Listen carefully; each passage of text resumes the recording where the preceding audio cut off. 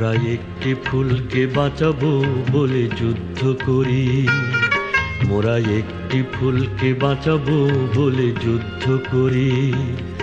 মোরা একটি মুখের হাসির জন্য অস্ত্র ধরি, মোরা একটি মুখের হাসির জন্য অস্ত্র ধরি।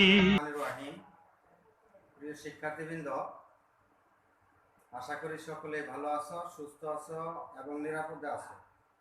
আজকে আমি তোমাদের সঙ্গে আলোচনা করব তোমাদের যে রসায়ন বই আছে নবম দশম শ্রেণীর, আমরা চতুর্থ অধ্যায়ের তোমাদের যে বইতে যে চতুর্থ অধ্যায় আছে অর্থাৎ পর্যায় সারণী, সেই পর্যায় সারণীর পর্যায়বৃত্ত অর্থাৎ পর্যায়ভিত্তিক যে ধর্মগুলো আছে সেই পর্যায়ভিত্তিক ধর্ম নিয়ে আজকে আলোচনা করব। প্রিয় শিক্ষার্থীবৃন্দ, আমরা জানি পর্যায় সারণীতে 118টি মৌলকে অর্থাৎ 118টি মৌলিক পদার্থকে 18টি গ্রুপ এবং 7টি পর্যায়ে বিভক্ত করা হয়েছে। আমরা গত ক্লাসগুলোতে অর্থাৎ পূর্বের ক্লাসে 18টি গ্রুপ যে আছে অর্থাৎ একটি গ্রুপ, আমরা একটি গ্রুপের যে বৈশিষ্ট্যগুলো আছে প্রত্যেকটা গ্রুপের 18টা গ্রুপের কিন্তু বৈশিষ্ট্য এবং ধর্ম সমান। আমরা গ্রুপ নিয়ে বিস্তারিত আলোচনা করেছি। আজকে আমরা আলোচনা করব তোমাদের সঙ্গে পর্যায় নিয়ে। আমরা জানি পর্যায় সারণীর 7টি পর্যায় আছে।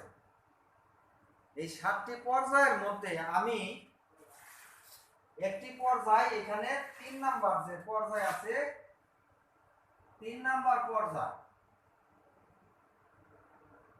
3 নাম্বার পর্যায়টি আমি এখানে 3 নাম্বার পর্যায়ে 8টি মৌল থাকে। আমরা জানি প্রথম পর্যায়ে মৌল থাকে 2টি, দ্বিতীয় তৃতীয় পর্যায়ে মৌল থাকে 8টি, চতুর্থ পঞ্চম পর্যায়ে মৌল থাকে 18টি এবং ষষ্ঠ সপ্তম পর্যায়ে মৌল থাকে 32টি করে। প্রিয় শিক্ষার্থীবৃন্দ, আবার এই 118টি মৌলকে পর্যায় সারণীতে কি অনুযায়ী সাজানো হয়েছে এটা তোমরা জানো যে মৌলগুলোকে পর্যায় সারণীতে তাদের পারমাণবিক সংখ্যা অনুযায়ী 1 থেকে 118 পর্যন্ত পারমাণবিক সংখ্যা অনুযায়ী এখানে সাজানো হয়েছে। পারমাণবিক সংখ্যাগুলো কিভাবে সাজানো হয়েছে অর্থাৎ বাম থেকে তোমাদের যে বইয়ের যে পর্যায় সারণী আছে এই পর্যায় সারণীর মৌলগুলোকে যখন বসানো হয়েছে যে বাম প্রত্যেকটা পর্যায়ে, যেমন 1 নম্বর পর্যায়ে যে 1 2 শেষ করে নিষ্ক্রিয় গ্যাসে শেষ করে, আবার 2 নম্বর পর্যায়ে 3 4 5 6 7 8 9 10 এভাবে শেষ হয়ে আবার শুরু থেকে, অর্থাৎ বাম থেকে শুরু করার পরে শেষ হয়ে যখন শেষ পর্যন্ত এইখানে পর্যায় সারণীতে 18 নম্বর গ্রুপ পর্যন্ত যখন পৌঁছে তখন আবার বাম থেকে শুরু হয়, আবার যখন শেষ হয় আবার বাম থেকে শুরু হয়। অর্থাৎ পারমাণবিক সংখ্যাগুলোকে তারা বাম থেকে ডান দিকে মৌলগুলোর সাজিয়েছে পর্যায় সারণীতে। প্রিয় শিক্ষার্থীবৃন্দ, আমরা জানি যে পর্যায় সারণীতে আমি এখানে তোমাদের একটা পর্যায় অর্থাৎ 3 নম্বর পর্যায় নিয়ে এখানে আমি চিত্র তুলেছি। 3 নম্বর শুধু পর্যায়টি, কেন 3 নম্বর পর্যায়টি নিলাম, এখানে আমরা জানি 3 নম্বর পর্যায়ে এবং 4 নম্বর 2 এবং 3 নম্বর পর্যায়ে মৌল কিন্তু 8টি করে। এই জন্য আমি 18টি মৌলের চিত্র 18টি 32টি মৌলের চিত্র যা ওই 8টি মৌলের চিত্রের কথা একই কথা। এই জন্য আমি 3 নম্বর তোমাদের পর্যায়টি উঠাইছি। এখানে 3 নম্বর পর্যায়ের যে মৌল 8টি আছে, একটা হচ্ছে সোডিয়াম। তোমাদের যে বই আছে বইটা অবশ্যই সামনে রাখবে। তোমরা দেখো এখানে আমি যেভাবে আছে সেইভাবে উঠাইছি। প্রথম আছে সোডিয়াম, ম্যাগনেসিয়াম, অ্যালুমিনিয়াম, সিলিকন, এটি হচ্ছে ফসফরাস, এটি হচ্ছে সালফার, তারপরে 17 নাম্বার হচ্ছে ক্লোরিন, 18 নাম্বার হচ্ছে আর্গন। আর্গনের শেষ। এখন তোমরা জানো একই পর্যায়ে, যেমন ধরো 3 নাম্বার পর্যায়ে যদি হয়, 3 নাম্বার পর্যায়ের যতগুলো মৌল আছে প্রত্যেকটি মৌলের কক্ষপথ কিন্তু সমান। যেমন 3 নাম্বার যদি পর্যায় হয়, এই 3 নাম্বার পর্যায়ের যে 8টি মৌল আছে প্রত্যেকটি মৌলের 3টি করে শক্তি স্তর আছে। যেমন এইখানে এই যে সোডিয়াম দেখো, এটা 3 নাম্বার পর্যায়ে, যেহেতু আমি 3 নাম্বার পর্যায়টি উঠাইছি, প্রত্যেকটা মৌলের শক্তি স্তর হচ্ছে 3টি করে।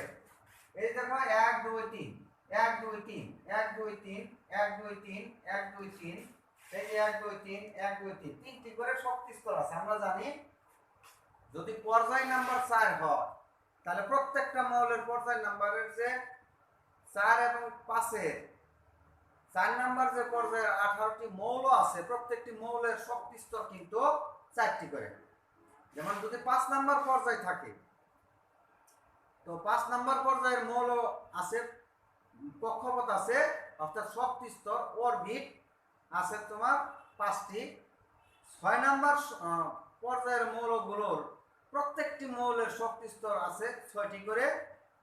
7 নাম্বার পর্যায়ের মৌলগুলোর প্রত্যেকটি, যতগুলো মৌল আছে অর্থাৎ 32টি মৌল যা আছে প্রত্যেকটি মৌলের শক্তি স্তর হচ্ছে 7টি করে। প্রিয় শিক্ষার্থীবৃন্দ, এখানে আমরা জানি বাম থেকে ডান দিকে একই পর্যায়ের মৌলগুলোর কি পরিবর্তন হয় না, পরমাণুর শক্তি স্তরের কোনো পরিবর্তন হয় না। প্রত্যেকটা মৌলের 3 নাম্বার পর্যায়ের যে মৌলগুলো আছে প্রত্যেকটি মৌলের শক্তি স্তরগুলো সমান, অর্থাৎ 3টি করে শক্তি স্তর থাকবে। এখন এখানে পার্থক্য হচ্ছে কি, যেমন 1 নাম্বার যে আমি সোডিয়াম ধরেছি, এই 1 নাম্বার মৌলটির পারমাণবিক সংখ্যা হচ্ছে 11। আমরা জানি পারমাণবিক সংখ্যা যদি 11 হয় তাহলে এই মৌলটির, যেহেতু 3 নাম্বার গ্রুপের প্রথম পর্যায়ের মৌল, এটা হচ্ছে দ্বিতীয় পর্যায়ের মৌল, এটা হচ্ছে 13 নাম্বার পর্যায়ের মৌল। তোমরা জানো যে 13 নাম্বার বলতে মাঝখানে কিন্তু 10টি ঘর আছে। তোমরা অবশ্যই দেখতে পাচ্ছ এখানে মাঝখানে কিন্তু এখানে 10টি, এইখান থেকে 3 থেকে যে 12 পর্যন্ত আছে এখানে কিন্তু 10টি ঘর ফাঁকা। তারপরে কিন্তু এখানে 13 থেকে কিন্তু আবার 3 নাম্বার পর্যায়ে, আর 2 আর 3 নাম্বার পর্যায়ের মাঝখানে 10টি ঘর নাই, এইখান থেকে আবার শুরু।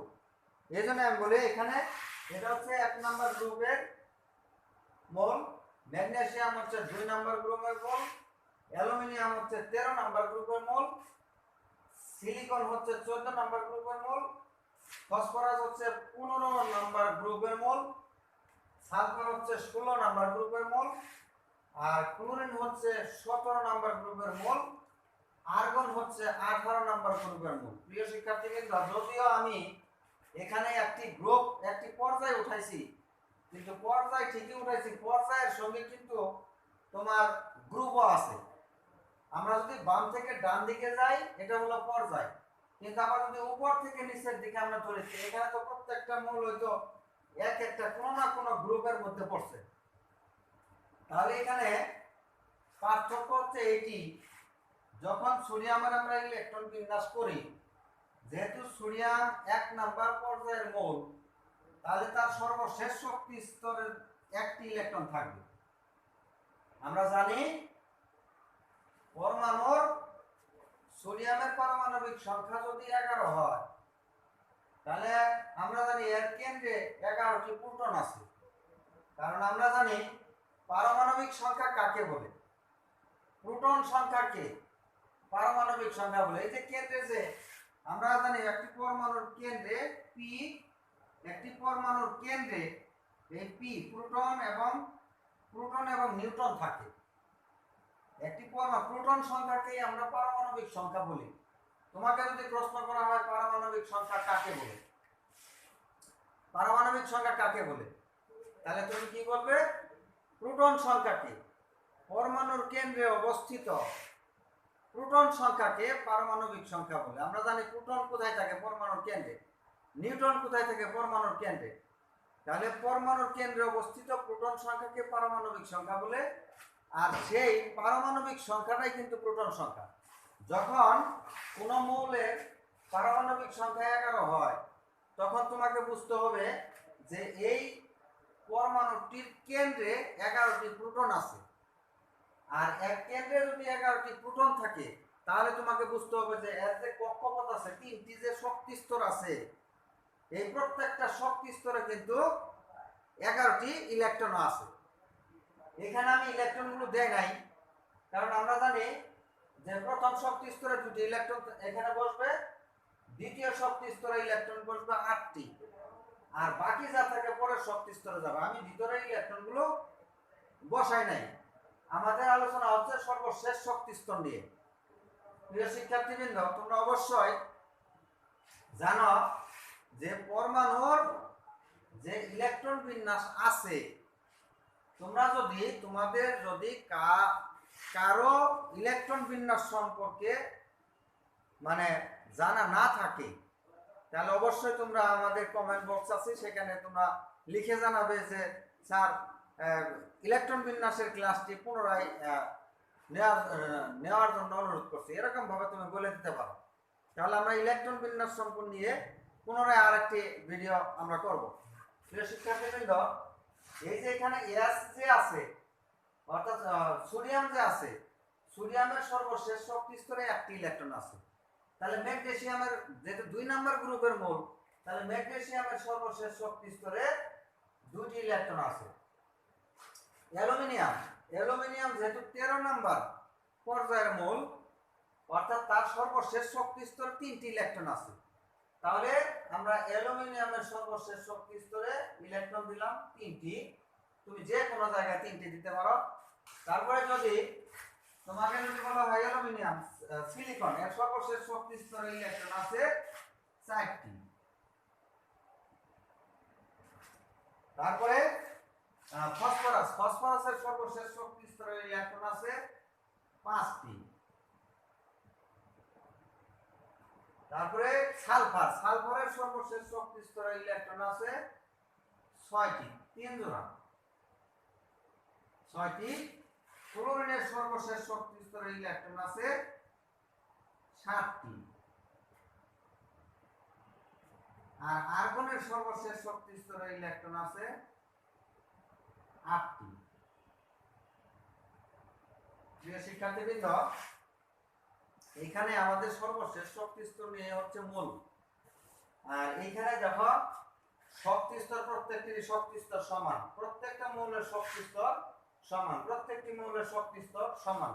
কিন্তু এখানে পার্থক্যটা কি? প্রত্যেকটি মৌলের একই পর্যায়ে, প্রত্যেক মৌলের আমরা জানি পারমাণবিক সংখ্যা অর্থাৎ শক্তি স্তর গুলো সমান, কিন্তু এখানে তোমরা অবশ্যই দেখতে পাচ্ছ যে এখানে পার্থক্যটা কি হয়েছে।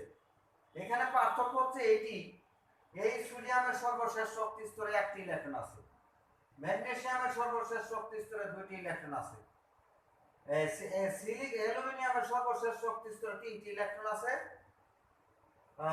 সিলিকনের সর্বশেষ শক্তি স্তরে 3টি ইলেকট্রন আছে। তারপরে হচ্ছে ফসফরাসের সর্বশেষ শক্তি স্তরে 5টি ইলেকট্রন আছে, সালফারের সর্বশেষ শক্তি স্তরে 6টি ইলেকট্রন আছে। এইভাবে ক্লোরিনের আছে 7টি, আর্গনের আছে 8টি। শুধুমাত্র এই বাম থেকে ডান দিকে কি বৃদ্ধি পেয়েছে তোমরা অবশ্যই দেখতে পাচ্ছ। যদি 1টি করে ইলেকট্রন বৃদ্ধি পায়, তার মানে কি তার 1টি করে প্রোটনও বৃদ্ধি পায়। এখানে এই মৌলের কেন্দ্রে প্রোটন আছে 11টি, ম্যাগনেসিয়ামের কেন্দ্রে প্রোটন আছে 12টি, অ্যালুমিনিয়ামের কেন্দ্রে প্রোটন আছে 13টি, তারপরে সিলিকনের 14, ফসফরাসের 15, সালফারের 16, ক্লোরিনের 17, আর্গনের 18টি করে কেন্দ্রে প্রোটন আছে। এখন আমরা জানি এখানে বাম থেকে ডান দিকে মৌলগুলোর অর্থাৎ যখন পারমাণবিক সংখ্যা 11, পারমাণবিক সংখ্যা 12, 13, 14, যখন পারমাণবিক সংখ্যা বৃদ্ধি পাচ্ছে, বাম থেকে ডানে যখন একটি মৌলের পারমাণবিক সংখ্যা বৃদ্ধি পায়, তাহলে তার সর্বশেষ শক্তি স্তরের কি হয়, ইলেকট্রনের সংখ্যা একটি একটি করে বৃদ্ধি পায়। কিন্তু শক্তি স্তরের কিন্তু কোনো পরিবর্তন নাই। তোমাদেরকে মনে রাখতে হবে, একটি মৌলের সর্বশেষ শক্তি স্তরে, যেমন এই যে সর্বশেষ শক্তি স্তরের যে একটি ইলেকট্রন আছে, এই একটি ইলেকট্রনকে একটি প্রোটন কিন্তু আকর্ষণ করে। প্রিয় শিক্ষার্থীবৃন্দ, তোমরা অবশ্যই জানো, পরমাণুর সর্বশেষ শক্তি স্তরে যদি 5টি ইলেকট্রন থাকে, তাহলে এই 5টি ইলেকট্রনকে পরমাণুর কেন্দ্রে তো ইলেকট্রন আছে, মনে করো যদি ক্লোরিনের ধরো পারমাণবিক সংখ্যা হচ্ছে 17, তাহলে তার কেন্দ্রে আমরা জানি এর অর্থাৎ প্রোটন আছে 17টি। কিন্তু আমাদের কথা হচ্ছে সর্বশেষ শক্তি স্তর নিয়ে। তাহলে এখানে সর্বশেষ শক্তি স্তরে ক্লোরিনের 7টি ইলেকট্রন আছে, কিন্তু এই 7টি ইলেকট্রনকে পরমাণুর কেন্দ্রে যে 17টি প্রোটন আছে, ওইখান থেকে এই শুধুমাত্র 7টি ইলেকট্রন, এই পরমাণু 7টাকে একটা করে ইলেকট্রন, একটা করে প্রোটনকে, একটা করে প্রোটন, একটা করে ইলেকট্রনকে আকর্ষণ করে। কিন্তু একটা প্রোটন 2টা ইলেকট্রনকে আকর্ষণ করে, এটা অসম্ভব। তাহলে এখানে এই 7টি ইলেকট্রনকে, তাহলে পরমাণুর কেন্দ্রে থেকে 7টি ইলেকট্রন, 7টি প্রোটন এই 7টি ইলেকট্রনকে আকর্ষণ করবে। এইভাবে এই যে সর্বশেষ শক্তি স্তরে 8টি ইলেকট্রন আছে, তাহলে পরমাণুর কেন্দ্র থেকে 8টি প্রোটন ওই 8টি ইলেকট্রনকে কি করবে, আকর্ষণ করবে। ঠিক এইভাবে এইখানে একটি প্রোটন এই একটি ইলেকট্রনকে আকর্ষণ করে, এই দুইটি প্রোটন, এখানে সর্বশেষ শক্তি স্তরে ইলেকট্রন আছে 2টি, তাহলে কেন্দ্র থেকে তার এই 2টি ইলেকট্রনকে তারা আকর্ষণ করবে। এখানে কেন্দ্র থেকে 4টি ইলেকট্রনকে আকর্ষণ করবে, এইখানে কেন্দ্র থেকে 5টি ইলেকট্রনকে আকর্ষণ করবে, অর্থাৎ 3টি, 4টি, 5টি, যার সর্বশেষ শক্তি স্তরে যত সংখ্যক ইলেকট্রন আছে, পরমাণুর কেন্দ্র থেকে ঠিক তত সংখ্যক প্রোটন ওই ইলেকট্রনগুলোকে কি করে, আকর্ষণ করে। তাহলে তোমরা অবশ্যই বুঝতে পারছো যে একটা ইলেকট্রন যার আছে, 2টি ইলেকট্রন যার আছে, তাহলে একটা ইলেকট্রনের প্রতি যে আকর্ষণ, তাহলে 2টি ইলেকট্রনের প্রতি কেন্দ্র থেকে এই 2টা ইলেকট্রনকে যখন আকর্ষণ করবে, তাহলে এর চেয়ে আকর্ষণ, এই ইলেকট্রনগুলোর প্রতি আকর্ষণ ক্ষমতা বেশি, এইখানে ইলেকট্রনগুলো আরো আকর্ষণ ক্ষমতা বেশি, এইখানে আরো আকর্ষণ ক্ষমতা বেশি। অর্থাৎ যতই পরমাণুর সর্বশেষ শক্তি স্তরে ইলেকট্রন সংখ্যা বৃদ্ধি পাবে, কেন্দ্রের প্রতি তাদের আকর্ষণ করার ক্ষমতাটাও বৃদ্ধি পাবে। প্রিয় শিক্ষার্থীবৃন্দ, তাহলে আমরা যদি এই যে সর্বশেষ শক্তি স্তরের ইলেকট্রন গুলো থেকে আমরা, তোমাদেরকে যদি প্রশ্ন করা হয় এখানে কোন মৌলের সর্বশেষ শক্তি স্তরের ইলেকট্রনের প্রতি আকর্ষণ ক্ষমতা বেশি, তোমরা অবশ্যই বলবে এই যে এখানে আছে সর্বশেষ শক্তি 8টি আছে, 8টি আমরা জানি নিষ্ক্রিয় কাঠামো, তা 8টি তুমি যদি বাদ দাও, তাহলে এই যে 7টি আছে, অর্থাৎ 8টি ধরো, তাহলে 8টি, এর প্রতি পরমাণুর কেন্দ্রের আকর্ষণ ক্ষমতা বেশি। এখন যদি বলি সবচেয়ে এখানে যতগুলো 7টি মৌলিক পদার্থ যে আছে, তাহলে কোন মৌলটির আকর্ষণ কেন্দ্রের প্রতি, কোন ইলেকট্রনটির কেন্দ্রের প্রতি আকর্ষণ ক্ষমতা সবচেয়ে কম, এই পর্যায়ে মৌলগুলো, এটা তো আমরা 3 নম্বর পর্যায়ে উঠাইছি। তাহলে এই 3 নম্বর পর্যায়ে সব প্রত্যেকটা আটটি মৌল যা আছে, এই 8টি মৌলগুলোর মধ্যে কোন মৌলটির পরমাণু কেন্দ্রের প্রতি আকর্ষণ ক্ষমতা সবচেয়ে কম, তাহলে তোমরা অবশ্যই বুঝতে পারছো যে পরমাণুর প্রতি কেন্দ্রের আকর্ষণ ক্ষমতা এই মৌলটির কম। তারপরে এর বেশি, তারপরে এর বেশি, তারপরে এর বেশি, তারপরে এর বেশি, যেহেতু ইলেকট্রন সংখ্যা বৃদ্ধি পাচ্ছে, তাহলে আকর্ষণ ক্ষমতা আস্তে আস্তে, অর্থাৎ বাম থেকে ডান দিকে মৌলগুলোর সর্বশেষ শক্তি স্তরের ইলেকট্রন কেন্দ্রের প্রতি আকর্ষণ ক্ষমতা আস্তে আস্তে বাম থেকে ডান দিকে বৃদ্ধি পেতে থাকে। আমরা জানি প্রিয় শিক্ষার্থীবৃন্দ, যখন একটি মৌলের সর্বশেষ শক্তি স্তরের প্রতি আকর্ষণ ক্ষমতা যখন আস্তে আস্তে বৃদ্ধি পায়, অর্থাৎ বাম থেকে ডান দিকে কেন্দ্রের প্রতি এই ইলেকট্রনগুলোর আকর্ষণ ক্ষমতা কি হয়? বৃদ্ধি পায়। আর এই আকর্ষণ করার ক্ষমতা বৃদ্ধি পাওয়ার কারণে এই পরমাণুর যে আকারগুলো আছে, যে বৃত্তাকার কক্ষপথগুলো আছে, বৃত্তাকার যে কক্ষপথগুলো আছে, এই অতিরিক্ত অর্থাৎ সর্বশেষ শক্তি স্তরের ইলেকট্রন সংখ্যা যখন বৃদ্ধি পায়, তাহলে মৌলের কেন্দ্রের প্রতি আকর্ষণ ক্ষমতা বৃদ্ধি পায়। আর যখন একটি মৌলের কেন্দ্রের প্রতি ইলেকট্রনগুলো অর্থাৎ প্রোটনকে যখন ইলেকট্রন কেন্দ্রের প্রতি বেশি পরিমাণে আকর্ষণ করে, তখন এই পরমাণুর যে তিনটি বৃত্তাকার কক্ষপথ আছে এরা সংকুচিত হয় অর্থাৎ আস্তে আস্তে ছোট হয়ে আসে। এই বৃত্তাকার কক্ষপথগুলো, কক্ষপথ তিনটি থাকবে, কিন্তু এই কক্ষপথগুলো আস্তে আস্তে কেন্দ্রের দিকে এইভাবে কেন্দ্রের দিকে কি হবে? সংকুচিত হবে। যখন সংকুচিত হবে, তখন কেন সংকুচিত হয়? তাহলে তোমরা অবশ্যই বুঝতে পারছো যে সংকুচিত হয় সর্বশেষ শক্তি স্তরে ইলেকট্রন সংখ্যা বৃদ্ধি পায়। আর যখন ইলেকট্রন সংখ্যা সর্বশেষ শক্তি স্তরে বৃদ্ধি পায়, তখন কেন্দ্রের প্রতি তার আকর্ষণ ক্ষমতা বৃদ্ধি পায়, যার জন্য পরমাণুটি সংকুচিত হয়। প্রিয় শিক্ষার্থীবৃন্দ, এখন যদি সংকুচিত হয়, তাহলে পরমাণু, আমরা জানি পরমাণুর সর্বকেন্দ্র থেকে সর্বশেষ শক্তি স্তর পর্যন্ত যে দূরত্ব আছে, এই দূরত্বটাকে বলা হয় পারমাণবিক ব্যাসার্ধ। যেমন বৃত্তের ক্ষেত্রে বৃত্তের কেন্দ্র থেকে পরিধি পর্যন্ত দূরত্বকে যেমন বৃত্তের ব্যাসার্ধ বলা হয়, পরমাণুর ক্ষেত্রেও পরমাণুর এই কেন্দ্র থেকে সর্বশেষ শক্তি স্তর পর্যন্ত এই দূরত্বগুলোকে বলা হয় পারমাণবিক ব্যাসার্ধ। অনেক সময় তোমাদের প্রশ্ন আসে যে পারমাণবিক ব্যাসার্ধ কাকে বলে? তাহলে পারমাণবিক ব্যাসার্ধ হচ্ছে বৃত্তের কেন্দ্র থেকে সর্বশেষ শক্তি স্তর পর্যন্ত এর মধ্যবর্তী যে দূরত্ব আছে, এই দূরত্বটাকে বলা হয় পারমাণবিক ব্যাসার্ধ। প্রিয় শিক্ষার্থীবৃন্দ, যখন একটি মৌলের পরমাণু যখন বাম থেকে ডান দিকে ক্রমান্বয়ে একটা একটা করে যখন বৃদ্ধি পায়, সর্বশেষ শক্তি স্তরের ইলেকট্রন যখন বৃদ্ধি পায়, তখন পরমাণুর কেন্দ্রের প্রতি আকর্ষণ ক্ষমতাও বৃদ্ধি পায়। যার জন্য অর্থাৎ যার ফলে পরমাণুর এই আকারগুলো আস্তে আস্তে কি হয়? সংকুচিত হতে থাকে, অর্থাৎ আস্তে আস্তে ছোট হয়। তাহলে তোমরা অবশ্যই বুঝতে পারছো যে বাম থেকে ডান দিকে এইখানে যে সোডিয়ামের যে পারমাণবিক ব্যাসার্ধ আছে, তাহলে ম্যাগনেসিয়ামের পারমাণবিক ব্যাসার্ধ কম, এর চেয়ে কম, এর চেয়ে পারমাণবিক ব্যাসার্ধ এর কম, কারণ ইলেকট্রন সংখ্যা বেশি, কেন্দ্রের প্রতি আকর্ষণ করার ক্ষমতা বেশি। আর কেন্দ্রের প্রতি আকর্ষণ করার ক্ষমতা বেশি হওয়ার কারণে পরমাণুটি সংকুচিত হওয়ার ক্ষমতাও বেশি। তাহলে এর চেয়ে এরা পারমাণবিক ব্যাসার্ধ কম, এর চেয়ে এর পারমাণবিক ব্যাসার্ধ কম, এর কম, তারপরে এর কম, এর কম। তার মানে আমরা এটাই পারমাণবিক পর্যায় সারণীর আমরা যেখানে লিখছি মৌলের পর্যায়বৃত্ত ধর্ম, এই ধর্মটি হচ্ছে বাম থেকে একই পর্যায়ের মৌলগুলোর বাম থেকে ডান দিকে ইলেকট্রন অর্থাৎ পারমাণবিক সংখ্যা বৃদ্ধির সাথে সাথে পরমাণুর পারমাণবিক ব্যাসার্ধ কি পায়? হ্রাস পায়, অর্থাৎ কমতে থাকে, ব্যাসার্ধগুলো হ্রাস পায়।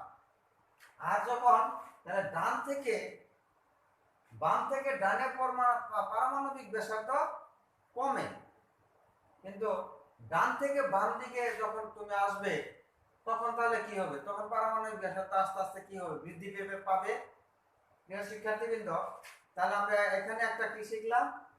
একই পর্যায়ের বাম থেকে ডান দিকের মৌলগুলোর পারমাণবিক ব্যাসার্ধ কমতে থাকে, ছোট হতে থাকে, অর্থাৎ হ্রাস পায়। আবার এইখানে দেখো, যখন একটা পরমাণুর এগুলো ব্যাসার্ধ যখন ছোট হয়, তাহলে পরমাণুর কি হয়? আকারও ছোট হয়। তাহলে তোমরা এটাও বলতে পারো যে বাম থেকে ডান দিকে পারমাণবিক ব্যাসার্ধ হ্রাস পাওয়ার সাথে সাথে পরমাণুর আকারও ছোট হতে থাকে। আচ্ছা, এখন এখানে তাহলে আমরা দুটি নিয়ম জানলাম। বাম থেকে ডান দিকে পরমাণুর অর্থাৎ একটা পরমাণুর মৌলগুলোর একই পর্যায়ের মৌলগুলোর বাম থেকে ডান দিকে যখন যাওয়া হয় তাদের পারমাণবিক ব্যাসার্ধ কমতে থাকে। আবার ডান থেকে একই পর্যায়ে ডান থেকে যখন বাম দিকে আসা হয় তাহলে তাদের পারমাণবিক ব্যাসার্ধ বৃদ্ধি পেতে থাকে। ঠিক সেম বাম থেকে ডান দিকে যখন একটি একই পর্যায়ে যখন বাম থেকে ডান দিকে যাওয়া হয় তখন পরমাণুর আকার ছোট হতে থাকে। আবার ডান থেকে বাম দিকে যখন আসা হয় তখন মৌলগুলোর পরমাণুর আকার বৃদ্ধি পেতে থাকে। এখন আমাদের প্রশ্ন হলো যে যখন একটি মৌলের কেন্দ্রের প্রতি যখন আকর্ষণ ক্ষমতা বৃদ্ধি পেতে থাকে, আস্তে আস্তে যখন বৃদ্ধি পেতে থাকে তখন মৌলের কিন্তু ধর্মেরও পরিবর্তন হতে থাকে। একটি পরমাণুর এই যে এখানে যে আমরা জানি এই যে সোডিয়াম যে লিখছি, এখানে আমরা লিখছি sodium, magnesium, aluminium, silicon, phosphorus, sulphur, chlorine, argon. তাহলে এই মৌলগুলো যখন আমি লিখছি এখানে দেখো বাম থেকে ডান দিকে মৌলগুলোর কেন্দ্রের প্রতি আকর্ষণ ক্ষমতা অর্থাৎ সর্বশেষ শক্তি স্তরে ইলেকট্রন সংখ্যা বৃদ্ধির সাথে সাথে কেন্দ্রের প্রতি কিন্তু এদের একটা আকর্ষণ ক্ষমতা কি পাচ্ছে, বৃদ্ধি পাচ্ছে। আর যখন একটা মৌলের বাম থেকে যখন ডান দিকে যাওয়া হয় তা যখন পরমাণুর সর্বশেষ শক্তি স্তরের প্রতি পরমাণুর কেন্দ্রের প্রতি যখন আকর্ষণ ক্ষমতা বৃদ্ধি পায় তাহলে মৌলগুলোর ধর্মেরও পরিবর্তন হয়। কেমনে পরিবর্তন হয়? এখানে যে সোডিয়াম আছে আমরা জানি সোডিয়াম ধাতু, এই যে এখানে ম্যাগনেসিয়ামও কিন্তু ধাতু, অ্যালুমিনিয়াম এটাও কিন্তু ধাতু। কারণ আমরা জানি একটি পরমাণুর সর্বশেষ শক্তি স্তরে যদি 1, 2, 3টি ইলেকট্রন থাকে তাদেরকে কিন্তু এরা কিন্তু ধাতু। আর ধাতু কি করে? ইলেকট্রন ত্যাগ করে। এখন এই তিনটি মৌলের মধ্যে এই তিনটি হলো ধাতু। এখন এই তোমাকে যদি প্রশ্ন করা হয় এই তিনটি মৌলের মধ্যে কার পারমাণবিক ব্যাসার্ধ বড়, তাহলে অবশ্যই তুমি বলো যার একটি ইলেকট্রন আছে তার পারমাণবিক ব্যাসার্ধ বড়। কার পারমাণবিক ব্যাসার্ধ ছোট? যার তিনটি আছে তার পারমাণবিক ব্যাসার্ধ ছোট। কেন ছোট অবশ্যই তুমি বুঝতে পেরেছ। এখন তাহলে এখন যদি বলা হয় এখানে পারমাণবিক ব্যাসার্ধ তিনটির মধ্যে যদি রাসায়নিক বিক্রিয়া শুরু এই তিনটি মৌল নিয়ে যদি অন্য কোনো অধাতুর সঙ্গে যদি বিক্রিয়া ঘটানো হয় তাহলে এখানে সবচেয়ে আগে মানে ইলেকট্রন ছেড়ে দিবে কোন মৌলটি? যার সর্বশেষ শক্তি স্তরে একটি ইলেকট্রন আছে সে সহজে একটি ইলেকট্রন ত্যাগ করবে। অর্থাৎ একটি ইলেকট্রন ত্যাগ করতে যে শক্তির প্রয়োজন হবে দুটি ইলেকট্রন ত্যাগ করতে কি সেই সমান পরিমাণ শক্তি ব্যয় হবে? অবশ্যই না। তাহলে এই দুটি ইলেকট্রন সরাতে আরো শক্তি বেশি প্রয়োজন পড়বে। তাহলে এই যার তিনটি ইলেকট্রন আছে ধাতু সেই তিনটি ইলেকট্রন ত্যাগ করার খুবই কিন্তু অনেক কিন্তু শক্তির প্রয়োজন। তাহলে এই তিনটি ইলেকট্রন এত সহজে সে ত্যাগ করে না। যার তিনটি ইলেকট্রন আছে এটা কিন্তু ব্যতিক্রমী মৌল, অর্থাৎ সে যখন ত্যাগ করে খুব কম সংখ্যক অ্যালুমিনিয়ামের সর্বোচ্চ তিনটি ইলেকট্রন তার সর্বশেষ শক্তি স্তরে তিনটি ইলেকট্রন আছে সে তিনটি ইলেকট্রন ত্যাগ করে। অর্থাৎ আমাদেরকে জানতে হবে ধাতু সর্বোচ্চ 1, 2, 3টি ইলেকট্রন ত্যাগ করতে পারে, কিন্তু এখানে সবচেয়ে কম শক্তি লাগবে এই সোডিয়ামের। তার চেয়ে এখানে এই দুটো ইলেকট্রন ত্যাগ করতে আরো শক্তি একটু বেশি লাগবে, তারপরে এখানে শক্তি বেশি লাগবে। এখন যখন আস্তে আস্তে শক্তি যার ইলেকট্রন ত্যাগ করতে যদি আস্তে আস্তে দেওয়ার শক্তি, এখন এখানে এই তিনটি ইলেকট্রন ত্যাগ করতে অনেক শক্তির প্রয়োজন, কিন্তু এই চারটি ইলেকট্রন এখানে আর এই চারটি ইলেকট্রন আর ত্যাগ করা যায় না। এখন তারপরে কি করে? এখানে এর সর্বশেষ শক্তি স্তর আছে ইন থেকে শুরু হবে আর অধাতু, অর্থাৎ যার সর্বশেষ শক্তি স্তরে 3টি ইলেকট্রন আছে সেটা অধাতু, যার 5টি ইলেকট্রন আছে সে অধাতু, যার 6টি ইলেকট্রন আছে সর্বশেষ শক্তি স্তর সেটা অধাতু, যার 7টি ইলেকট্রন আছে সর্বশেষ শক্তি স্তর সেটা অধাতু, যার 8টি ইলেকট্রন আছে সর্বশেষ শক্তি স্তর এটা হলো নিষ্ক্রিয় মৌল।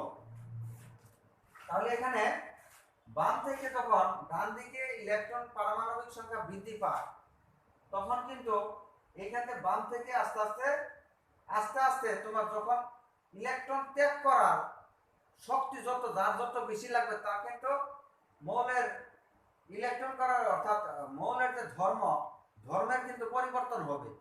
অর্থাৎ বাম থেকে ডান দিকে ধাতু, মাঝখানে অর্থাৎ যার সর্বশেষ শক্তি স্তরে আছে অর্থাৎ 4টি ইলেকট্রন আছে সেটা হলো অপধাতু। তারপরে 6, 7, 5, 6, 7টি ইলেকট্রন যাদের সর্বশেষ শক্তি স্তরে তারা হলো অধাতু। অর্থাৎ পর্যায় সারণীতে মৌলগুলোকে তিনটি ভাগে ভাগ করা হয়।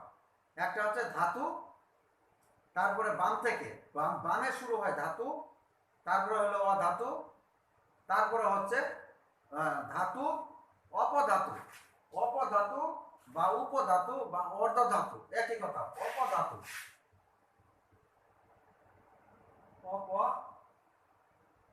অপধাতু, উপধাতু অথবা অর্ধধাতু। অর্ধধাতু এই তিনটি শব্দ কিন্তু একই। তাহলে অর্ধধাতু কাকে বলে? যেমন যার সর্বশেষ শক্তি স্তরে 4টি ইলেকট্রন থাকে, সে কিন্তু 4টি ইলেকট্রন একটি মৌল। পর্যায় সারণীর 118টি মৌলিক পদার্থ যে আছে, এমন কোন মৌল নাই যে তার সর্বশেষ শক্তি স্তরে 4টি ইলেকট্রন ত্যাগ করার মতো ওই শক্তিটা নাই। সে 4টি ইলেকট্রন 14 নম্বর গ্রুপের যে মৌলগুলো আছে তারা 4টি ইলেকট্রন, তাদের সর্বশেষ শক্তি স্তরে 4টি ইলেকট্রন আছে। সেই 4টি ইলেকট্রন সে ত্যাগ করতে পারে না, আবার 4টি ইলেকট্রন সে গ্রহণও করতে পারে না। যার জন্য তারা কি করে? অনেক সময় ধাতুর আচরণ করে, অর্থাৎ তারা শেয়ারের মাধ্যমে যৌগ গঠন করে। যাদের সর্বশেষ শক্তি স্তরে 4টি ইলেকট্রন আছে তারা অনেক সময় ধাতুর আচরণ করে, অনেক সময় আবার ধাতুর আচরণ করে। যার জন্য এই 14 নম্বর গ্রুপের মৌলগুলোকে বলা হয় অপধাতু। তাহলে অপধাতু কাকে বলে? যে সকল ধাতু অর্থাৎ যে সকল পদার্থ কোনো সময় ধাতুর আচরণ করে, আবার কোনো সময় ধাতুর আচরণ করে, তাদেরকে বলা হয় অপধাতু। তারপরে হলো অধাতু। তাহলে বাম থেকে ডান দিকে ধাতু, অপধাতু, অধাতু, তারপর সর্বশেষ 18 নম্বর গ্রুপটি হচ্ছে নিষ্ক্রিয় গ্যাস। প্রিয় শিক্ষার্থীবৃন্দ, তাহলে আজকে আমরা জানলাম মৌলগুলোর বাম থেকে ডান দিকে পারমাণবিক সংখ্যা বৃদ্ধির সাথে সাথে মৌলগুলোর আকার ছোট হতে থাকে। বাম থেকে ডান দিকে মৌলগুলোর আকার পারমাণবিক ব্যাসার্ধ কমতে থাকে। বাম থেকে ডান দিকে মৌলগুলোর পারমাণবিক সংখ্যা বৃদ্ধির সাথে সাথে মৌলগুলোর ধর্মের পরিবর্তন হতে থাকে, ক্রমান্বয়ে ধর্মের পরিবর্তন হতে থাকে। একটা ধাতু, অপধাতু, তারপর অধাতু। প্রিয় শিক্ষার্থীবৃন্দ, আজকে আমরা এখানে যে একই পর্যায়ের যে মৌলগুলো আছে, এইখানে আরেকটি আমাদের আয়নীকরণ শক্তি আছে, ইলেকট্রন শক্তি আছে, তড়িৎ ঋণাত্মকতা আছে, সেটি নিয়ে আমরা পরবর্তী আরেকটা ক্লাস আমরা করব। তো আজকের মতো এখানে শেষ করছি। সকলকে ধন্যবাদ। আসসালামু আলাইকুম।